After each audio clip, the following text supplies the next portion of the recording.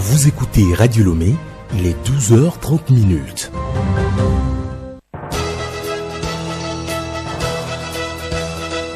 Le journal Bénédicte Kanda. Bienvenue dans cette édition de la mi-journée. Madame, Monsieur, bonjour. Les titres de ce journal. Les acteurs de la sécurité maritime de la sous-région sont réunis depuis ce matin à Lomé. Ils partagent leurs connaissances pour mieux cibler et contrôler les bateaux en mer. La Fondation Cheikh Adebayor veut investir dans les sports, les infrastructures pédagogiques et l'entrepreneuriat des jeunes. Une signature de convention a été signée hier entre la Fondation et l'Université de Lomé. La Côte d'Ivoire envisage construire 150 000 nouveaux logements abordables d'ici 2025. Abidjan fait face à une pénurie de logements abordables en raison de l'urbanisation accélérée. Et puis sport à football, préparatif de la 5e journée des éliminatoires de la CAN 2023 en Côte d'Ivoire. Le Togo se produit en amical face au Lesotho le 14 juin prochain en Afrique du Sud. Un match de rodage avant d'affronter l'Eswatini le 18 juin prochain.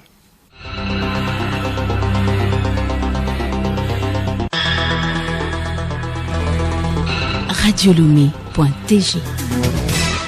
Bienvenue à tous. La majeure partie des marchandises illicites est transportée par voie maritime, ceci à cause des contrôles portuaires inadéquats.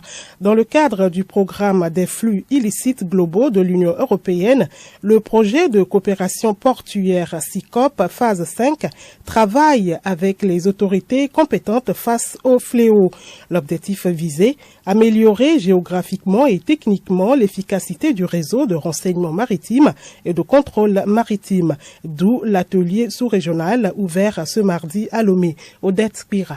Les acteurs du projet SICOP phase 5 veulent travailler ensemble pour partager les connaissances en vue de mieux cibler les bateaux. Dominique Boucas, directeur du projet SICOP 5. Le trafic maritime régulier est très important. Il y a énormément de bateaux sur l'eau. 95% des marchandises sont transportées par voie maritime. Parmi ces marchandises, des marchandises illicites. Et donc, il est très important de pouvoir essayer à l'avance de déterminer quel type de bateau, quel type de personnes peuvent transporter ces marchandises illicites. Et pour ça, l'obtention du renseignement pour cibler les bateaux est quelque chose d'absolument fondamental. Et pour que cette obtention du renseignement soit encore plus efficace, il faut que les pays travaillent ensemble à la création de ce renseignement pour mieux cibler les bateaux. Partager la connaissance et l'information sur les modalités de transport, d'où viennent les bateaux, que transportent-ils, où sont les caches. Donc ça, c'est un travail, j'allais dire, intellectuel. Le gouvernement salue cette rencontre première à Lomé. Elle va permettre de mettre en place un réseau régional de renseignement maritime.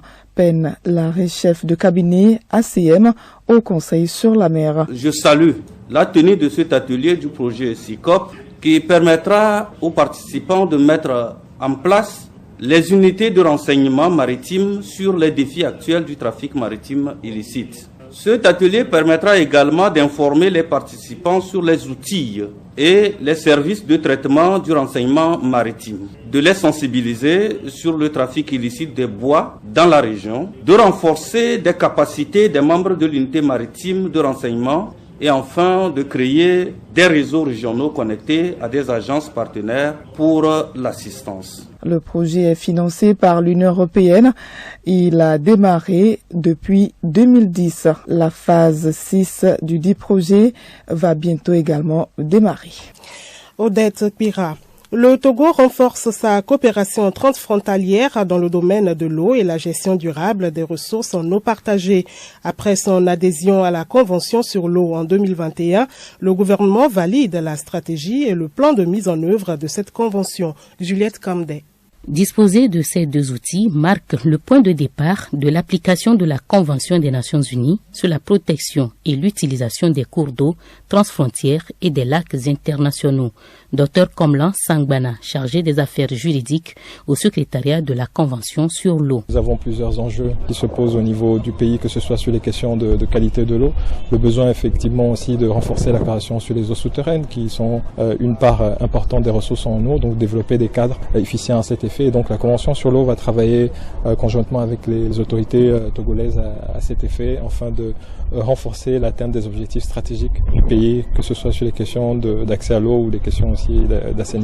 En quoi l'adhésion du Togo à la Convention sur l'eau profite-t-elle à la population? Docteur Komlan Sangbana répond. Une bonne gouvernance de l'eau veut dire aussi mettre en place un environnement favorable pour la sécurité à la fois hydrique, donc accès à l'eau, mais aussi tout ce qui concerne l'agriculture, l'irrigation. La gestion des ressources en eau est un point important dans ce processus. Quand on parle de l'échelle de planification, c'est pour ça qu'on parle de la gouvernance intégrée des ressources en eau. C'est très important de lier une bonne gouvernance et aussi les facilités qui en découlent en fait pour les populations. Cette convention prend également en compte l'impact de la gestion des déchets toxiques, chimiques et biologiques sur les ressources en eau. Elle offre aussi un cadre de prévention des conflits, la promotion de la paix et l'intégration sous-régionale. Merci à vous, Juliette Camdet. L'utilisation, la production, la commercialisation et l'approvisionnement des engrais sont entre autres thèmes abordés par le chef de l'État fort et Sozimna Singbe. Il les a signifiés dans son discours prononcé le 31 mai dernier à la table ronde de haut niveau sur l'accès aux engrais et à la santé des sols en Afrique de l'Ouest et au Sahel. Nous vous proposons un extrait. Les intrants et en particulier les engrais joueront ici un double rôle. Combinés à une mécanisation plus importante, ils permettront de profiter pleinement des semences améliorées. Utilisés judicieusement, ils aideront à atténuer l'inévitable perte de fertilité qu'implique une utilisation plus intensive des terres et des jachères plus courtes. En 2006, la déclaration d'Abidjan s'était fixée l'objectif d'une utilisation moyenne en Afrique de 50 kg d'engrais à l'hectare d'ici à 2015. Nous en sommes malheureusement bien loin. En 1961, l'Afrique subsaharienne utilisait en moyenne 6 kg d'engrais par hectare. En 2021, ce chiffre avait doucement grimpé à 20 kg par hectare.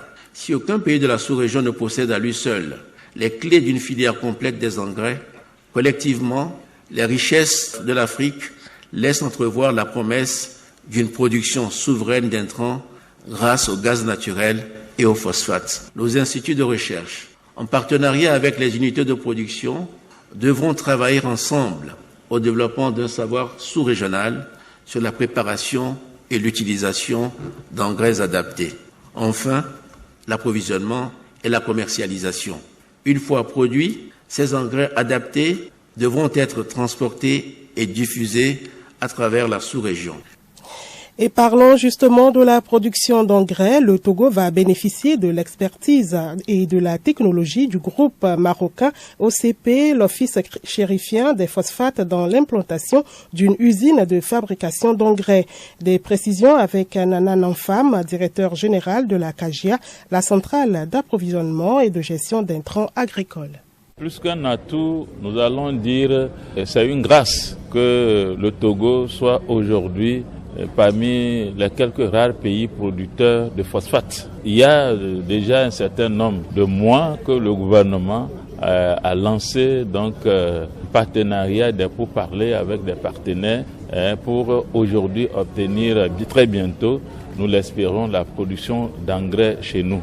Et aussi, le gouvernement a eu la vision d'anticiper même sur l'établissement de la carte de fertilité de nos sols. Et le pays reste l'un des rares pays de la sous-région à avoir vraiment une carte de fertilité de ces sols. Ça veut dire que chaque centimètre carré de notre pays a été analysé et on peut dire ce que ce centimètre carré contient en éléments fertilisants naturels et ce qu'on peut apporter de façon additionnelle en engrais pour que toutes les spéculations, quelles qu'elles soient, puissent donner le meilleur rendement qu'il soit. Donc c'est déjà un atout et sur la base de nos phosphates, il y aura seulement qu'à avoir des éléments additionnels et nous pourrons ainsi mettre à la disposition des producteurs des engrais adaptés à nos sols, adaptés à nos cultures pour, en boostant la productivité, booster la production à tous les niveaux. Et la politique économique du Togo est bénéfique. En a pour preuve le pays qui accueille de plus en plus d'investisseurs pour son développement économique et social. Cette attractivité se renforce depuis 2019, vu les chiffres publiés tout récemment par le rapport sur l'investissement dans le monde 2022 de la CNUSED. La page économique, c'est avec Léontine Atogima. Pour les années 2019 et 2020, 191 milliards et 352,5 milliards de francs CFA ont été respectivement les volumes d'investissement direct étrangers enregistrés par l'économie nationale. Pour l'année 2022, plus précisément au 4e trimestre, le pays a attiré plus de 43 milliards de francs CFA d'investissement étrangers. Dans les détails, ce sont 12 projets d'agrément qui ont été approuvés par le comité togolais d'octroi d'agrément sur la dite période. Il s'agit des projets portés principalement par des investisseurs indiens, singapouriens et chinois pour des secteurs comme le textile, le bois et la construction, l'agroalimentaire, la mécanique et les services. Avant 2022, les chiffres étaient aussi au beau fixe. Pour cette année, l'un des faits remarquables en termes d'attractivité du pays est la visite d'exploitation des opérateurs économiques sud-africains. L'Afrique du Sud, le Qatar, les Pays-Bas, la France et l'Allemagne sont les principaux investisseurs du Togo selon le Fonds monétaire international FMI. L'avantage du Togo pour ses prouesses est d'avoir une zone de libre-échange qui a attiré jusqu'à présent plus de 60 entreprises avec plus de 12 000 emplois. La plateforme industrielle d'Adetikop PIA, centrée sur la transformation et l'exportation de ressources naturelles, pourrait booster plus encore les investissements. Léontine Atogima, nous vous l'annoncions en titre, un lien de coopération lie désormais la Fondation Cheikh Adebayor et l'Université de Lomé. Les deux organisations ont matérialisé leur accord hier par une signature de convention pour une durée de 5 ans renouvelable. Yao Kamake. Le document a été paraphé par les présidents des deux institutions, Emmanuel Cheikh Adebayor et professeur Dodi Komla Kokoroko. La convention cible 3 domaines phares, les sports, les infrastructures pédagogiques et l'entrepreneuriat des jeunes. Un choix que justifie Cheikh Emmanuel Adebayor. Aujourd'hui, je suis là pour vraiment une bonne cause. Comment faire pour accompagner la jeunesse? Je suis très content d'avoir signé ce partenariat avec l'Université de Lomé. C'est le rêve de tout un jeune. Nous, on a pris d'autres chemins. Le plus important maintenant pour nous, c'est comment faire pour qu'on retrouve la jeunesse. Comment faire pour retrouver demain des vrais docteurs togolais, des gens dans le milieu du sport. Donc je ferai tout pour respecter l'engagement et je ferai tout aussi pour toucher à la jeunesse pour que le Togo puisse être un pays exemplaire en Afrique. Le président de l'université de Lomé, Dodi Komla Kokoroko, salue la signature de cette convention cadre qui vient renforcer l'exécution de leur plan stratégique 2020-2025. Certains pourraient se demander si c'est un mariage de raison ou de déraison à l'idée que l'université vole en os avec un sportif. Et je crois que je serais assez éclairé et éclairant. Contracter avec la Fondation Cheikh Emmanuel Adebayor, c'est consolider les fondations de notre université. Contracter un engagement partenarial avec Cheikh Adebayor, c'est en cours tutoyer l'éternité, car Adebayor reste le meilleur d'entre nous sur le plan footballistique aujourd'hui. Et je crois que nous avons tous intérêt à faire en sorte qu'il puisse irriguer les générations futures. La signature de convention s'est déroulée en présence de plusieurs cadres de l'Université de Lomé, parmi lesquels Akoda Ayowadan, ministre de la Communication et des Médias. Hors du Togo, la Côte d'Ivoire a signé un accord de conseil avec la Société financière internationale, une organisation de la Banque mondiale, pour faire construire de nouveaux logements abordables. Abidjan connaît une pénurie de logements abordables en raison de l'urbanisation accélérée. Si les investissements privés obtenus sont à la hauteur de ces espoirs, le gouvernement ivoirien ambitionne de construire 150 000 nouveaux logements abordables d'ici 2025. La page sportive, l'AD1 Lonato s'est achevée le week-end dernier avec le sacre d'Asco de Kara pour la 4e fois consécutive. Les buteurs de la saison 2022-2023 sont au menu de cette page des sports. Pendant ce temps, le public sportif attend la liste des éperviers qui vont se déplacer en Afrique du Sud pour le compte de la 5e journée des éliminatoires de la CAN 2023 en Côte d'Ivoire. Solem Lemo. Vous l'avez dit, le public sportif est dans l'attente de la liste des éperviers pour la rencontre de l'avant-dernière journée des éliminatoires de la CAN Côte d'Ivoire 2023. Le sélectionneur national Paulo Duarte donne rendez-vous ce vendredi au siège de la Fédération togolaise de football pour la publication de sa liste.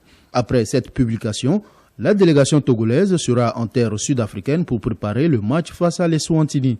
Au cours de ce stage, les éperviers joueront à Johannesburg un match amical contre le Lesotho. Le Likwena du Lesotho permettra aux éperviers d'être en condition de compétition le 14 juin avant l'Eswatini le 18 juin au Nelspruit Mbombela Stadium.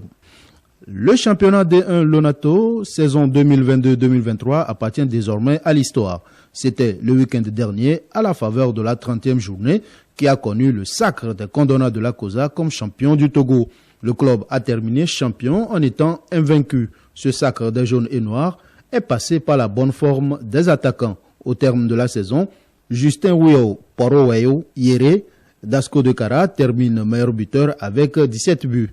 Il est suivi de Napo Germain Songhai de Dito Delomé avec 12 buts. Abdou Moutalabou Ouattara d'Asco se classe 3e avec 11 buts. Zoukaneni Tchagandi de Sarah FC de Bafilo est 4e avec 10 buts. Marius Akakbo de Gboulesou est 6e au classement avec 10 buts également. Bilali Akoro de l'ASK termine la saison avec 10 buts et se classe 7e. Avec 9 buts, Richmond Owusu de Tambo occupe la 8e place. Honoré Nokblim Beba est 9e avec 8 buts, puis la 10e place est occupée par Nazif Ourounimi de l'AS OTR avec 7 buts.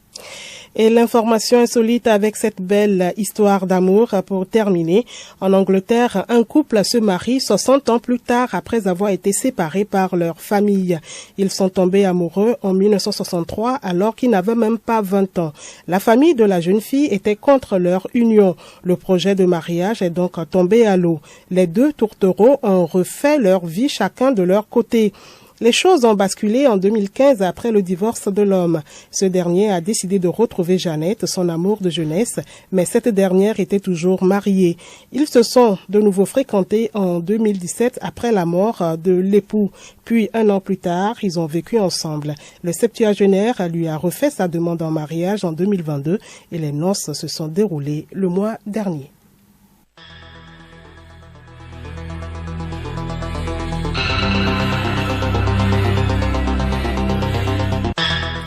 Madame, Monsieur, voilà, c'est fini pour cette édition. Merci de nous avoir suivis. Excellent après-midi à vous à l'écoute de nos programmes.